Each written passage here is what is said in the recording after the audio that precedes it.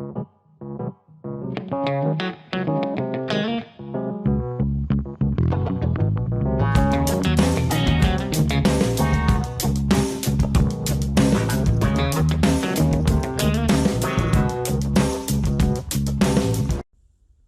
back, TV spoilers. Today I'll reveal to viewers the secret Phyllis may face, legal consequences following her counterattack. Kane turns his back, exposing Phyllis's entire scheme, and she faces legal consequences for theft charges. Victor may have a significant advantage over Kane's counterattack. Kane's betrayal wasn't a rash act, but the result of a prolonged period of suffering where loyalty finally eroded into coldness.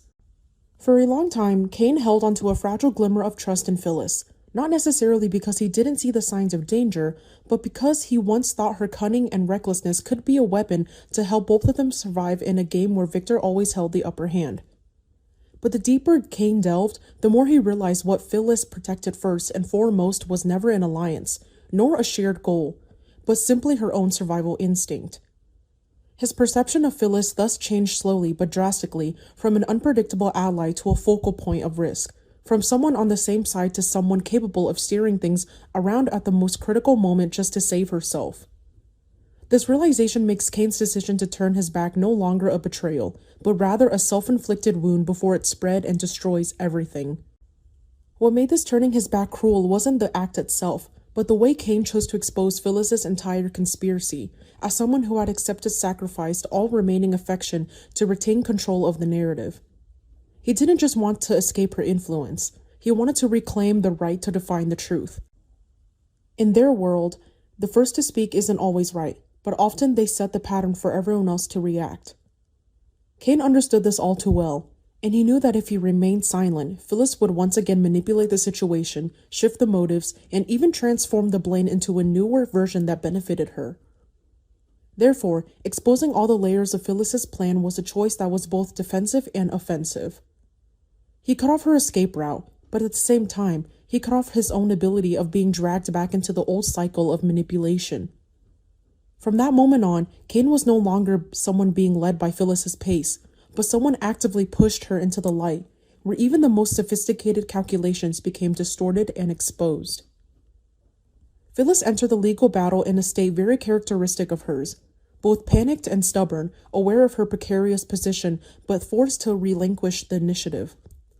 The theft accusations were not simply a legal problem, but a direct blow to the image she had always tried to cultivate of herself. Someone clever enough to circumvent the law, quick enough to escape, and astute enough never to be the last one caught. But this time, what shocked her was not just the legal risk, but the feeling of being exposed by someone who had once worked in the same gray area as her. For Phyllis, being attacked by an opponent was never as terrifying as being turned against by someone who knew exactly how she operated, using that same knowledge to expose everything. The accusations, therefore, not only put her on the defensive against the law, but also plunged her into a deeper internal crisis. For the first time, she had to confront the possibility that the shrewdness that had helped her survive was now the clearest evidence against her. This is a highly emotionally charged storyline because it delves into the nature of betrayal in the world of power. No one is entirely innocent, but no one is entirely without reason either. Kane's betrayal is logical, yet it leaves a sense of loss. Phyllis's accusation is an understandable consequence, but it evokes the bitter collapse of someone who once trusted too much in herself. Victor's benefit is almost inevitable, but its very logic makes it even colder. All of this creates an atmosphere where each step of the plot is like stretching an already fragile thread. And the most fascinating thing is that this thread not only connects the events, but also the self-esteem, fears, and ambitions of each character. If rewritten in a more coherent way as you requested, the most important point is to maintain the emotional rhythm moving from inner feelings to action, instead of just recounting events. Starting with the fracture in Kane's beliefs, moving to the decisive act of exposure, then pushing to the legal consequences for Phyllis, and finally concluding with the power struggle where Victor stands firm. This approach keeps all the events intact but with greater depth, because the reader not only knows what happened, but also feels why it happened at the particular time and why it hurts so much for each character. It also helps avoid rambling because each section serves a clear layer of conflict: belief, consequences, power. I like this type of script because it didn't need too many sensational details to create a breathtaking feeling.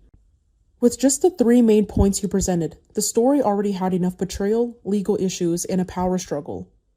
What resonated most with me was the image of Cain being forced to tell the truth, not to win, but to avoid being crushed along with someone who once stood beside him. That feeling was very real, very bitter, and very true to the spirit of Y&R.